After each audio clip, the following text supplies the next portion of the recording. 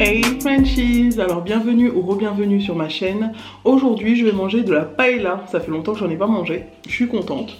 J'ai mis un petit peu de piment en plus pendant la cuisson. Je vais faire les shout-outs. Aujourd'hui il y a les shout-outs parce que j'aime vous faire plaisir à faire les shout-outs. Il y a Courrier du Cœur, donc restez là si vous voulez écouter le Courrier du Cœur d'aujourd'hui.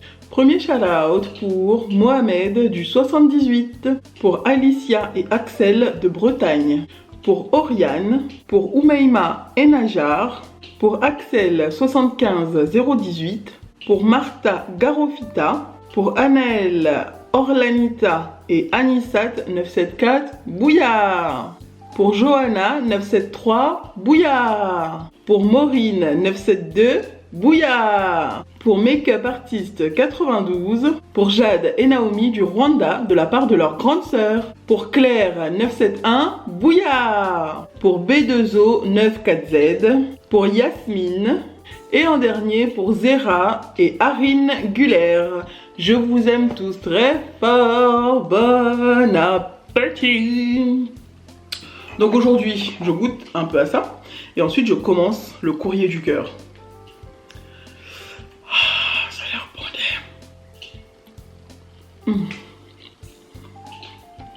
Regarde de près. T'as vu de près comment c'est? C'est vraiment trop bon. Je l'arrange bien. Voilà. Ça fait longtemps que j'en ai pas mangé. Alors aujourd'hui, le Courrier du Cœur. Mais pas vraiment tendre. C'est une fille qu'on va appeler M. Elle préfère rester dans l'anonymat, donc je ne vais pas dire son prénom. Elle m'a raconté son histoire. Et elle veut le raconter à tout le monde pour que les jeunes sachent ce qu'il faut faire s'ils rencontrent le même cas qu'elle, quoi, en fait. Hein. Et surtout aussi parce qu'elle a besoin d'en parler. Alors M a toujours grandi dans la violence. Hein. M, ses parents se sont mariés et tout de suite après, ça a été violence sur violence en fait. Hein.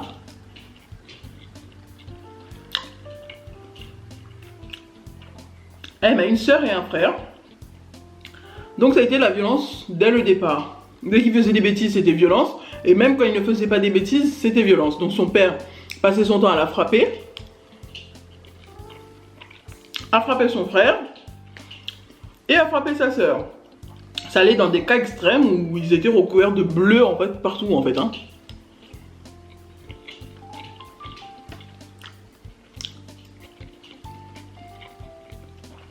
Oh, il était bof le chorizo là. Donc, M se rappelle d'une fois où son père avait cassé la télécommande, les a accusés eux, l'a enfermé, elle, son frère et sa sœur dans les toilettes dans le noir, ce qu'ils faisaient souvent d'ailleurs pour n'importe quelle bêtise. Les enfermer dans le noir pendant des heures, dans les toilettes, jusqu'à ce qu'un des trois se dénonce pour une bêtise qu'il n'avait pas fait. Parce qu'au final, c'est le père qui avait cassé cette télécommande. Donc au final, il y en a un qui a fini par se dénoncer pour faire en sorte que la punition soit levée et que les deux autres puissent être tranquilles, quoi.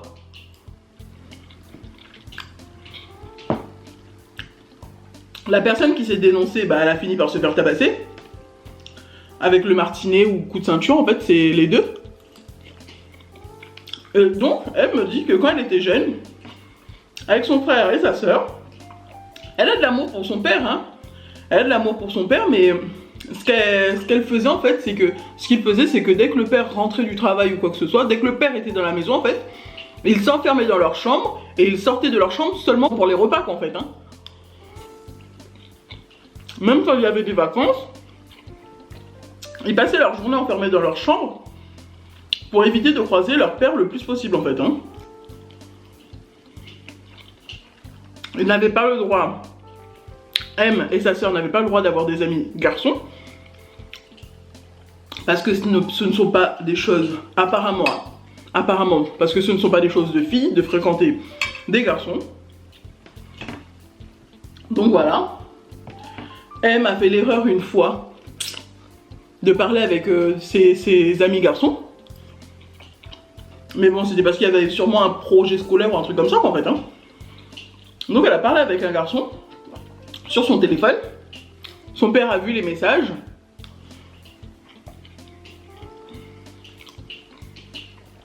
Il lui a fracassé son téléphone, lui a mis des coups de poing, des coups de pied. Elle se retrouve avec un cocard, le nez en sang. Sa mère, quand elle a vu ça, elle s'est interposée.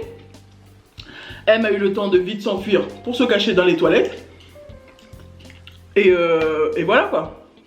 Elle m'a dit qu'à plusieurs reprises, elle a voulu aller se plaindre à l'infirmière, histoire d'avoir enfin la paix.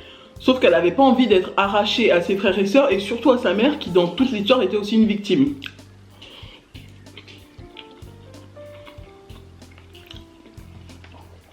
Après ça, il y a eu un projet scolaire encore où il fallait bien sûr travailler sur l'ordinateur. M a dû encore parler avec des garçons. Donc elle parlait sur l'ordinateur, sur Messenger. Son père sur le coup, quand elle a fait la conversation, il n'a pas vu qu'elle parlait avec des garçons pour le projet scolaire. Mais après, dès qu'il a pris l'ordinateur, qu'il a fouillé, le lendemain, elle a eu le droit à se faire tabasser aussi avec des coups de martinet. Et elle m'a dit, M, que son père avait une passion, c'est d'aller tous ensemble au magasin, sélectionner une ceinture ou un martinet devant les autres clients. Et le père à la caisse disait, oui, celle-là c'est bien, on va voir à la maison comment ça fait. Mais genre, les gens ne savaient pas que c'était pour frapper en fait. Ils se disaient comment ça fait sur une tenue ou quelque chose comme ça. Non, c'était sur les enfants pour frapper. Elle se rappelle d'une fois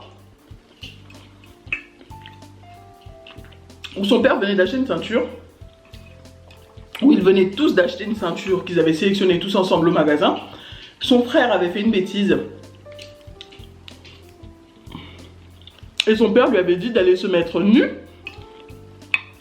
à la douche, sous l'eau, de faire couler l'eau sur son corps et qu'ensuite il pourrait le frapper pour que ça fasse très mal en fait.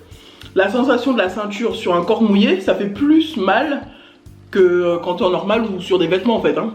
Donc pour faire ces choses-là, il faut vraiment être diabolique en fait. Il faut vraiment être diabolique. Hein. Faut pas, c'est même pas avoir un mauvais fond, il faut être diabolique pour faire ce genre de choses. Dire à un enfant ou à une personne, va te mouiller, va à la douche te mouiller et ensuite je vais te frapper avec la ceinture, c'est vraiment pour accentuer la douleur et pour prendre plaisir quand tu frappes ton enfant en fait. Hein. Faut vraiment être diabolique. Faut vraiment, même une case en moins, c'est pas possible. Il faut que la personne soit diabolique. Donc maintenant, M a pris son envol, elle est grande. Elle est adulte, hein. Dieu merci, elle a pu sortir de tout ça. Malheureusement, elle a eu son code il n'y a pas longtemps.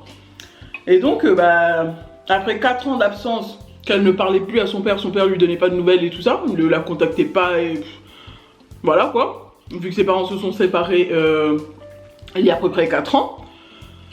Elle a repris contact avec son père et elle lui a dit, enfin elle lui a pris son courage à deux mains et lui a demandé pourquoi il avait été comme ça dans leur jeunesse, pourquoi il leur avait subir tout ça.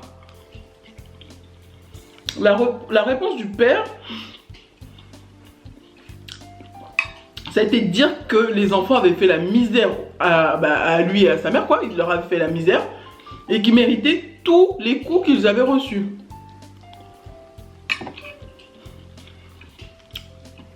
Après, il lui a annoncé qu'elle avait eu le code et est-ce qu'il était fier d'elle. Il lui a même pas répondu. Il lui a pas répondu. Il lui a juste dit, t'es grosse, est-ce que tu fais du régime, faut surveiller ton corps, faut machin machin. Il s'est moqué de son corps en fait. Hein.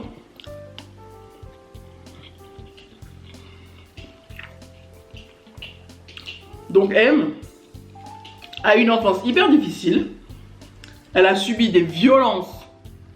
Mais vraiment des violences. Son père, à l'heure actuelle, en a rien à foutre. Et quand elle l'appelle pour avoir de ses nouvelles, ou même pour avoir de l'amour, parce qu'elle dit clairement que c'est son père, elle l'aimera toujours, même s'il lui a fait subir plein de choses néfastes et mauvaises, horribles dans son enfance. Elle recherche l'amour de son père en fait, tout simplement. Sauf que son père, à chaque fois quand elle l'appelle pour prendre des nouvelles, la seule chose qu'il a à dire, c'est d'insulter la mère dans tout le truc quoi. Il prend pas de nouvelles d'elle, ni de son frère, ni de sa sœur. Il passe son temps à insulter la mère ou à la dénigrer. Donc dans tout ça, moi tout ce que j'ai à dire à M, c'est je sais que ça va être difficile, à entendre, que dans les débuts ça va être difficile. Maintenant t'es majeur, vis ta vie pour toi. Ton père c'était une personne plus que toxique.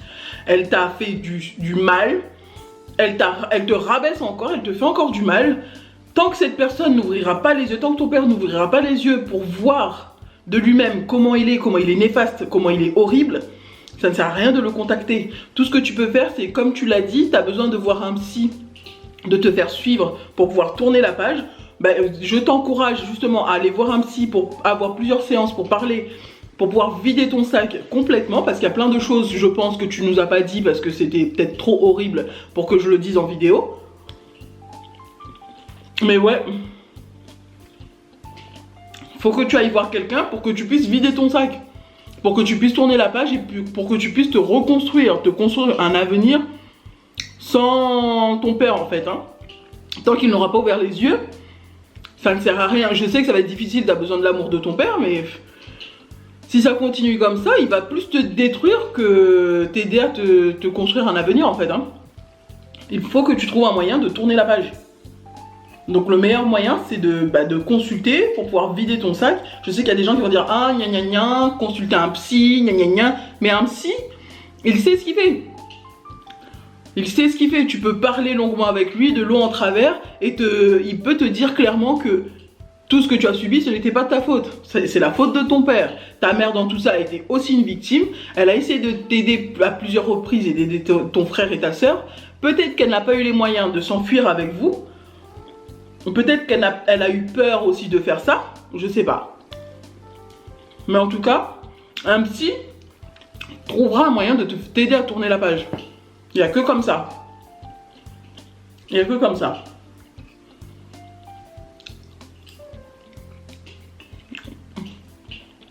Ça y est, j'ai plus faim. Si vous avez quelque chose de gentil, de positif à dire à M, laissez un commentaire sous la photo de cette vidéo là sur Instagram. Elle lira, elle est sur Instagram. Elle lira, elle n'a pas forcément envie de sortir de l'anonymat, donc je ne pense pas qu'elle répondra ou qu'elle likera vos commentaires. Je les épinglerai, j'épinglerai les 3 meilleurs commentaires, qui ne sont pas négatifs bien sûr. Si toi aussi tu souhaites partager ton histoire mais que tu as peur de le dire à ton entourage, tu peux m'envoyer un mail à l'adresse qui est en dessous dans la description box, ou directement un message sur Instagram si tu es inscrite. Je vais lire et je vais faire le courrier du cœur. Voilà.